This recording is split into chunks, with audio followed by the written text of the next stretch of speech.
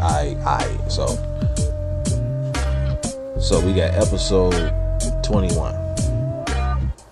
Now, this episode in particular, I felt like doing spur of the moment. Now, pretty soon I'm gonna transfer all this good content to some visual. You dig? But for the moment, everything is audio. Everything is, you dig?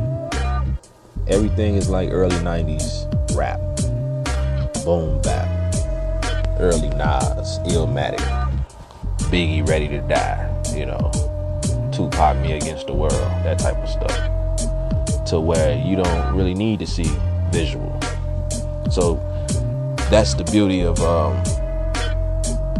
keeping everything audio only, because it's like, I feel like, everything you can pretty much visualize. A lot of y'all got common sense. A lot of y'all come from the same backgrounds, same neighborhoods, come from the same city, state, whatever. But there's a hood in the ghetto everywhere. So there you go. But this episode, we're gonna talk about following, basically. Being a follower, following the lead, follow the leader, being misled and all that. And I know about that very well. So pretty much as a man in my 30s, I'm pretty much trying to make up for being a follower. Mentally being a follower. I did a lot of early songs. I did a lot of early like associations based off of impressing or how this may look to a certain person or a certain influence in my life at the time. So yeah, I had a few big homies around, and their opinions mattered, and coincidentally, these particular big homies, they rest in peace right now, due to life and, other situations. But R.I.P. to, all my big homies. Not too many of them, but there were some of them who played a big role in my rap career, and how I handled myself, in high school, how I handled myself in grammar school, how I handled myself in the neighborhood, how I conduct myself in interviews on live television or recorded television, shout out to Ken TV, Channel 19. But, being a follower was never something in my DNA, never something that was promoted in my household growing up, especially living with my pops. So my pops was the first one to call me a nigga to my face. I ain't never heard a white person say the word nigga to me in my face. It was always Robert Jr. You feel me? So, I pretty much was introduced to all that tough love and all that stuff, and how to be, pretty much another version of yourself that you have to. You gotta weed it out of yourself, because you don't come out with it automatically, and if you don't get down with it, if you don't adopt this type of mentality, I don't think I would have survived living on Gladys and Washtenaw, going to Crane Tech, high school in the mid 2000s. Like, shit was different back then. Wasn't no internet for everybody to just do things without honor and discipline and punishment. Back then, things were more direct. If you follow this nigga off this cliff, you're gonna fall off this cliff just like this nigga. Nowadays, you got kids killing adults. You got the women, bossing the niggas around. You got, kids shooting innocent, women and all this, and it's just ain't no leadership, none of that shit. So me, there were leaders back then. It's just that I had a pops before I had to step out the street. You did. So before I even step out on the block, or before I even run into a gangbanger or anybody gang or street related, I gotta wake up to see this dude. I gotta see this nigga. You know, this nigga on my ass. He's the drill sergeant. He's the one I gotta impress. He's the one I gotta get through. He's the one I gotta make sure that I get the stamp of approval before I do anything. Like, this is why I'm nervous. This is why I'm, making sure that I'm on my P's and Q's, and making sure my answers that I deliver verbally are on time. Make sure I ain't staggering or taking too long to answer a question or get something done. So that's why I'm so hard on other people, because, I expect those results just like I was expected to deliver those results as a son, as the older child raised in the house, But at the end of the day, I appreciate all that shit. Tough love. At the end of the day, it had love attached to it. It was tough, but that's what you need in the real world, because it is real in the world. Everything ain't cartoons, everything ain't SpongeBob, and everything ain't Scooby-Doo and Bugs Bunny and Pokemon and all that. Yeah, everything is animated in a household. It's pleasant, it's peaceful. It makes you think, it makes you wonder, it opens your imagination. And that's what kids are supposed to do. Kids are supposed to be free and happy and just not being judged for their actions as kids. Kids shouldn't be held to no street laws of being snitches or being considered killers, because they shouldn't be introduced to that environment or introduced to that type of influence. Therefore, they wouldn't develop that mentality, right? So, yeah, man, the mind is very dangerous, you dig? So my mind was very intelligent throughout all my mishaps of being misled. So if I was listening to the wrong nigga at a particular time in my life, I was literally taking his words to heart and literally developing a whole philosophy, because this the big homie and he said it. You dig? So regardless of being gang affiliated, I still had just regular older niggas around who, was giving me, guidance on life, listening to me rap, telling me what I should adjust, telling me what I should disregard, or say more of this, say less of that. And so therefore, it may sound contradictory to the rest of the world, but that was me finding my way based off of, I needed other advice other than my father's. See, people got it twisted, you dig? They think that kids gravitate towards the wrong influences because they don't have a pops. Nah, shit, I got a pops, still got a pops. But I can tell you that if I ain't like what my pops was telling me, I was gonna go against that shit regardless.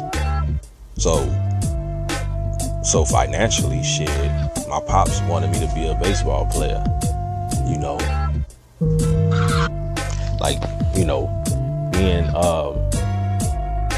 Being stubborn, basically. Being stubborn it can really make you make stupid decisions at the moment. So yeah, due to me being stubborn, me being mad, or me not liking the way he's, my pops is teaching me things, or the pace that he's using, I would make up my mind right then and there, and that would be something I would have to live out. I would have to follow that and really ride it out. Like, I was literally stubborn and really developing the philosophy and being loyal to my own philosophies at a young age. and kind of messed up a lot of, bonds, I guess, with other people. So, nigga could have been a baseball player, making a lot of money. Could have been around this bitch, playing ball overseas and shit. But at the end of the day, I never wanted to do something as a career that could potentially be over with or could potentially limit my physical abilities. So at the end of the day, I never wanted to really be a boxer or a baseball player or a basketball player or a wrestler.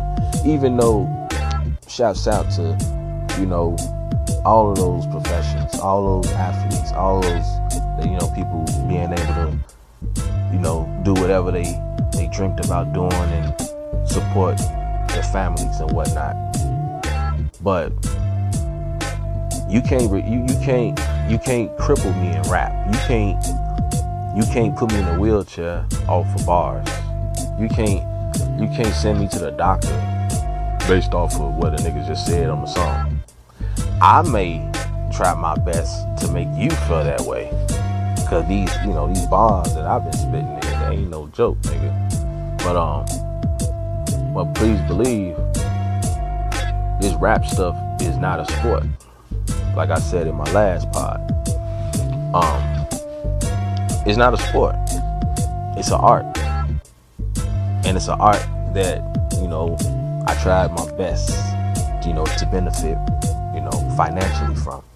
But regardless of the fact, regardless of what I may have not, gained financially, it's still an art. And whenever I do feel like competing and participating and getting back, it does become competitive, but it's not a sport, because I don't feel like you can retire from being an artist, because art is there whether you're dead or alive. So how you gonna cripple me and how you gonna say I gotta retire when it's artists dead or alive? You feel me? Art survives through all eras, all ages, all generations. We just here for the time being. You ever notice how you see some niggas, or you see some people who look just like certain people that you knew from back in the day, or somebody he look just like so and so. I get it all the time. People say I look like their nephew. Well, you look just like my nephew. Man, you look man. I got a cousin look just like you. You know what I'm saying? You see people who literally resemble the same mannerisms, can walk just like another motherfucker, can talk just like them, have the same face. I know a motherfucker around the hood look just like Omar Epps. I know motherfuckers around the hood look like Kane from Ghost. You know what I'm saying? I know a lot of people who look like people that's famous. I know a lot of famous people who look like people I went to school with. I be like, damn. I see that as God providing us with the same energy throughout different people. That's how I see, with reproduction. You gotta have death in order to have birth. You gotta have an end to a beginning. You gotta have an up to a down, an off to an on, an in to an out, a left to a right. You feel me? You gotta have all that in order to have the balance, the gift and the curse. Shout out to Sean Carter, you dig? But me being a follower now, I woke up at a certain point in my life. I woke up once I got away from the influences, by default or by alternative. You're only around the most influences you're around are really in school, prison, at work. Everything else, is your family. Your family is there regardless. Relatives are around regardless. You're always gonna have somebody. You can cuss out your relatives and then, be right back cool the next day. You can't be like that necessarily with coworkers. Sometimes you beef with them, forever until you leave a job. And it'll literally be some beef, at work. But yeah, man, those are the most influences. When you're at school, whether or not you go to prison or jail, the army, and the workplace. And the workplace for me is basically what? This hip hop shit. Even though I'm not making no money, but it is work. It is I'm working as a damn intern, nigga. That's what I'm doing. I'm putting in the work, but I ain't getting paid. But I am getting money elsewhere. So it's like, yeah, street niggas can look at me like, yeah, you fooling yourself. But those real artists, people like me who are doing the same exact thing as me, cats I'm bumping into at all these open mic venues, and cats I done recorded with or whatever, yeah, they understand. And that's what was keeping me motivated, because it can feel like you're wasting your time, because you are around all these people who are not artists, and they aren't artists when you bump into the real artists. And then you automatically, you get right back into that mentality. It's like you find yourself once again, over and over. But if you stay around the negative influences, and not to say negative means that they bad people, it just means that they just don't match your mentality. You up here, they over there. I ain't saying they down here and you up there. I'm just saying you over here and they somewhere over there. They can prosper probably just as well based on perspective over there. But I choose this. So yeah, I done used a lot of hope, a lot of faith, invested in a lot of wishes, a lot of relationships. I done built a lot of relationships. I done made a lot of relationships, made a lot of friendships, more than I made money out of this rap shit. So that's why I feel like basically that's why I could never be a follower. Because if I was easy to follow the money, then I would have made the money. Because please believe, I've seen ways to make the money. But at the same time, it's like, do you trade in your manhood just for these green pieces of paper with these dead white presidents on there who you could care less about? Like, you know what I'm saying? It's like at the end of the day, money is finna come obsolete anyway at some point. AI is gonna take over everything at some point, right? So it's like, niggas be trading in their manhood. They done did it years ago. A lot of people done been traded in they shit years ago. A lot of people done, just started doing it now. And they doing it so quickly. They doing it, like it's nothing now. Like it's water. It flows now. It's no stress. Manhood is like totally not respected in today's times, being a stand-up guy, being solid, being genuine, being honest, being loyal, being a man of respect and dignity, being, all those things mattered to me based off of the rappers I heard. Now, when I was following rappers in the early days of me being a fan, yeah, I said I was misled, but them niggas stood on principle. Like when I heard 50 Cent go at Ja Rule, yeah, it was some gangster shit, but it was principle. 50 stood on that, meaning like, that's my enemy. Regardless, like nigga, I'm gonna talk about this nigga on these songs, and I'm gonna fight this nigga. We gonna fight in person. Then, I'm when we don't see each other in the studio, I may get stabbed. Damn, motherfucker may get shot. Somebody may go to jail. Somebody may make another song. We might fight again. That's beef, right? Now, but it's principle though. Nowadays, you got the kids, they just following the trend. You can put a hashtag and say just smack all old ladies walking down the street. And then these shorties that literally put on their hoodie in 80-degree weather, go outside, catch an old lady. It could be your grandma.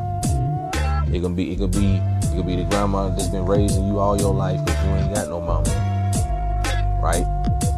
And you hear about your grandma getting smacked at the bus stop by somebody you don't even know, a shorty you don't even know.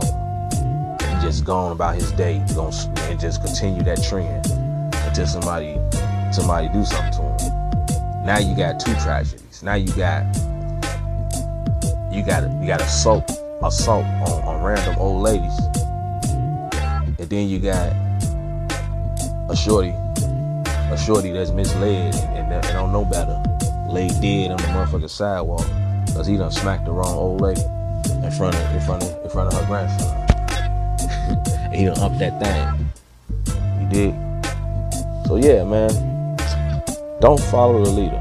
Don't follow trends. Everything that's on Wikipedia is not facts. You dig? If it's to be edited, it's not to be credited. You feel me? You gotta do your research more, man. Like I can put up whatever. I can put up whatever on the internet. I realized that.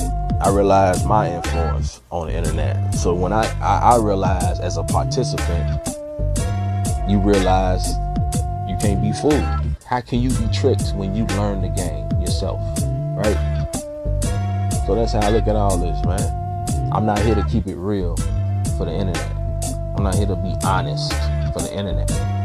I'm here to be real and honest as a real person, as a human being, as an adult living my life. So that means when I press record, I'm just here to record, nigga. You choose whether or not to take these words to heart. Yeah, shout out to Charleston White, you know what I'm saying? You know, I could have been did that Charleston White type of shit way like back in like 2018. So I had this idea. Well, I came up with this imaginary rap character by the name of Young Robbo, the Future. And he plays his role, and it's my voice, you know, it's me doing the vocals the whole time, and I'm imitating a little kid rapper who's just straight up like he's comical. It's all humor, but it's all lyrics where I'm writing the most wildest shit. I'm going against the grain of everything. I'm talking about snitching. I'm talking about dropping the soap in jail. I'm talking about getting raped in jail. I'm talking about raping others in jail. I'm talking about getting out of jail and thinking nobody gonna realize, you know, what's been going on the inside. So I'm talking about how hard it is trying to maintain my gangster image on the outside, and then I'm talking about experimenting with crack, heroin, all type of shit, nigga.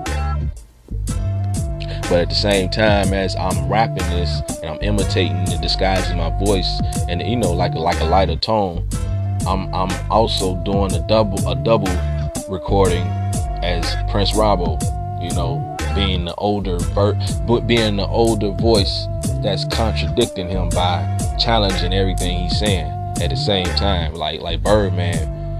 You know, like Birdman will be talking when Wayne or BG Juvenile used to be rapping, and he'll be, you know, be trying to. It could be considered ad libs, you know. So Young Robbo will say some wild shit like, "Yeah, I just dropped the soap in jail, nigga." You know, then and I come in and be like, "Come on, man, like, bro, that ain't cool, nigga." You know, and then Young Robbo just continues on.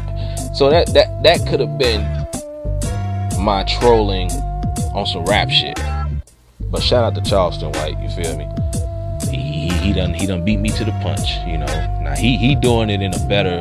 He's doing it in a wider perspective. He's doing it in a way that he can transfer this shit to anything. He could.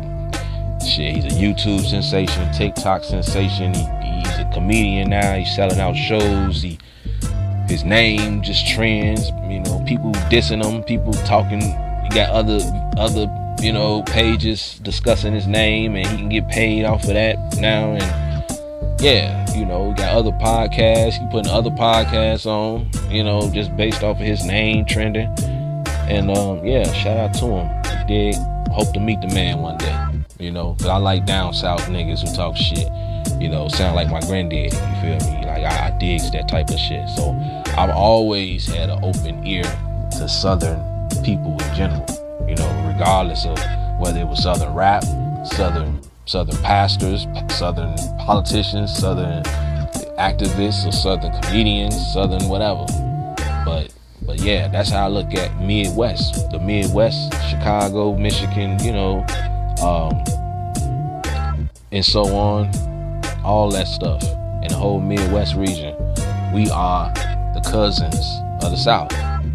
This is where y'all grandparents came. The motherfuckers wanted to get away from the plantation. You dig? And it was New York too. But I mean, we can say shit. The whole world is influenced by Southern shit, man. All our people wanted to get away from the South. But we gotta acknowledge the South, most definitely, because I grew up listening to that Southern, like, man, come on, man, I grew up on that shit. I grew up with Mississippi folk. You dig? My daddy is from Mississippi. Came to Chicago. See, I could have been, you feel me? If things went the other way around, I could have been a Mississippi nigga. Y'all would have heard me be on some straight up other shit, right? But yeah, things turn out how they turn out for a good reason. And here I go, Prince Robbo in the flesh, live and direct in your motherfucking eardrum. And yeah, man, my daddy didn't play that shit. My mama didn't play that shit. So I had both influences in my life. 2 Pisces. And here I go, another Pisces. And we just do not follow rules at all anyway. So for us to bend our natural intelligence, our natural imaginations to please others who don't underdig how we just don't give a fuck about what y'all think, yeah, if you don't appreciate it, that's when motherfuckers lash out. That's when motherfuckers rebel. So that's when you get the bad side of the Pisces. You dig? So I always gave an open ear to people. But don't ever think I'm here to follow your lead, nigga. Don't ever think I'm here to just, okay, I'm just finna do what you say because you the big homie. Or just because you older than me. Or just because you just killed the nigga. Or just because you the one with the weed on the block. Or you the one with the new car on the block. Or you the one that's spitting, you the new rapper on the block. Like, nah, nigga. I'm a man before anything. I'm an uncle before anything. I'm somebody's grandson. I'm somebody's son. I'm somebody's cousin, nigga. I hold responsibility to others before I can just be your soldier. Just be loyal to you. Well, you ain't got your shit figured out. Like, I want to hear about niggas' kids, what they doing for their kids when I chop it up with them and shit. I don't want to hear about how many bitches you fuck. I want to hear about how much money you done spent on some shoes, on some rims, on some speakers. I don't give no fuck about that. I want to hear some good shit. I want to hear how you give a fuck about me just as much as I give a fuck about you. Sometimes a nigga need that confirmation, needs that reassurance. Because at the end of the day, everybody got their own stuff going on. Everybody got their own personal issues going on. For anybody to just judge anybody for not wanting to be bothered. Like, bro, I don't want to be bothered. You know, just accept it. Baby, I'm sorry. Sweetheart, I know that pussy good. I know that pussy good. And that ass is fat. Them titties is sitting right. But, yeah, I just want to be alone tonight. Sometimes you just want to be alone. But a nigga can be so addicted to just following a leader, that they'll kill themselves. You know what I'm saying? Nigga, you ain't even healthy. You gangster, but you ain't healthy, nigga. You out here, can barely breathe. You feel me? Motherfuckers out here out of shape, but they got that thing on. But he that nigga. He can deliver that dope dick, cause he can just pop that drug in him, and then all, you know, that's all she wrote. But niggas out of shape. See, I'm used to looking up to niggas who was in shape. You know, like my pops. My pops was in shape. This nigga he's still in shape. Nigga ain't never had a gut. None of that. Up and downs. Tall ass nigga, athletic, tall, skinny, light skinned nigga. Was into sports, like nigga, he was into hockey, nigga, football, baseball, softball, all that stuff.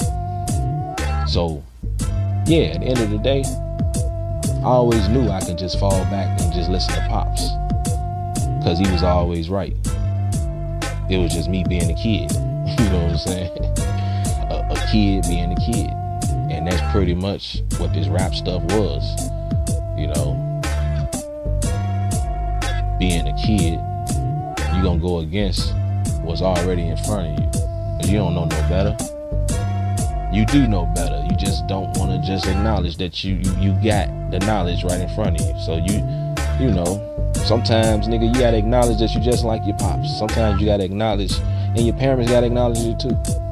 And then sometimes parents don't acknowledge it. They don't acknowledge that they have to sometimes follow the lead. Sometimes they have to follow. Sometimes the parents have to follow, and sometimes the kids have to just learn to just, you know, go with the flow. Like I understood being an older sibling that I couldn't get these many toys this year for Christmas, because we gotta, you know, sacrifice, because, you know, certain bills gotta be paid, and you know, we just moved back to this apartment, so we gotta make up for, you know, the past rent and all this, and we gotta, you know, make sure, you know, like all these situations I'm used to, and I'm pretty aware of, and I'm not gonna go deep into it, but yeah, man, don't be a follower. Shout out to all the Chicago artists out there, but me personally, I can't follow Chicago artists. If I'm a Chicago artist myself, I can't look at you like, bro, your ID say it's the same city and state as my shit. You know what I'm saying? How can you expect me to follow you for some new knowledge or for some guidance? Like, I can't do it, bro. Like, especially an artist who's my age and younger, I can't do that, bro. And that's just the way I was raised as a man, as a boy, you know, as a child. Like, my pops didn't allow me to hang with niggas my age, so therefore, I got real cool with all the old heads, all my pops' friends. And then he fall out with them, but I'm still cool with them, because these is all the niggas you let me hang around. You dig? So, yeah, I can't follow no Chicago rappers. Like, what I look like being from Chicago, me being a rapper, what would I be following another Chicago rapper for if I'm not trying to make some money with him? I can't be over here, ain't never met the nigga, and follow the nigga from a distance, especially not doing that. So yeah, shout out to everybody doing their thing. But I'm a participant also, nigga. I will burn your ass on these songs too, nigga. What you thought just cause you got this status, you think that I'm supposed to just forget what I know I can also do, nigga? if you put these niggas right in front of me, put any of them in front of me, a lot of them, won't even participate. They won't even get their hands dirty. A lot of these niggas won't even battle you. That's what I'm saying, nigga. I'm from the grounds of hip hop, the lunchroom, beating on the table, division, lunchroom. I'm talking about homeroom battle rapping, nigga. That's what I'm talking about. Looking for the niggas who's the number one rapper in the school, who they say beating everybody, who winning all the battles. We going to his lunch period. Not on no gangster shit, on some rap shit. So that's what these niggas got it twisted, and these drill niggas got it twisted. These niggas literally get in the studio to make music about what's going on and what they finna do to a nigga. That's the whole purpose. That wasn't my purpose.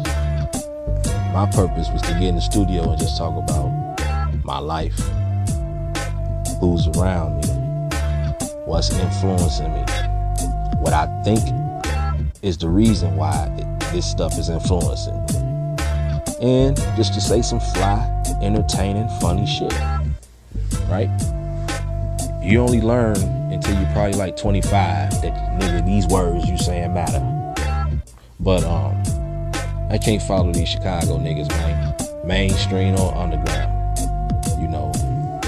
Especially when unless your name is Robert Lee Alcorn III. I don't care if your name is Robert Lee Alcorn Jr. or Robert Lee Alcorn Sr. I don't care if you my son. You know what I'm saying? You can interview me and I can tell you my whole life story, and you still couldn't represent me to another person, because I'm not here to keep it real with the public. I'm not here to keep it real with the internet no more. And I had to learn that shit. That's how you crucify yourself, thinking that the internet is here to make you look innocent. Nah, the internet is always gonna be here to make you look guilty. The internet is always gonna be here for people to create narratives to make you look however the fuck they want you to make, however they want you to look. So that's why you shouldn't engage in none of this shit on a personal level, unless you filling out an application on some private shit though. Unless you sending emails back and forth, private emails. It's only till niggas post screenshots on their page and post it publicly. That's when things become problems and things become public. Things become able to be criticized.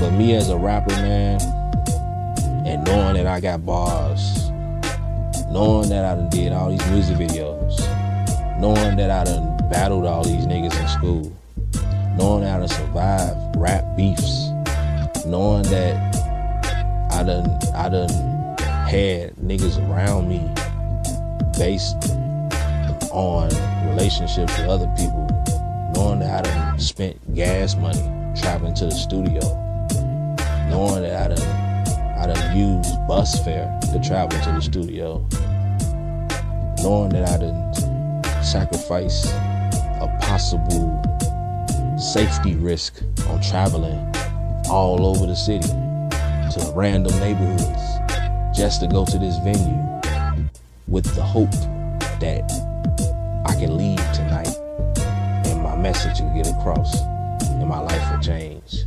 and I'll wake up a millionaire next week probably. Yeah, you feel a certain way. It's hard to not be a critic when you've done all that and you still ain't really profited financially. You dig? So yeah, I can't sit back and just I can't just sit back and let all these niggas just talk to me and I'm just supposed to just follow. I can't follow that. I can respect it. I respect all the Chicago niggas. Shout out to all you artists. Shout out to the females in particular in hip hop in general. They taking over, period, nigga, regardless of where they from. But I can't follow no Chicago rapper, man. Can't do that. Sorry. My bad. My mentality is way stronger than that, you know. It's just the way it is, you know.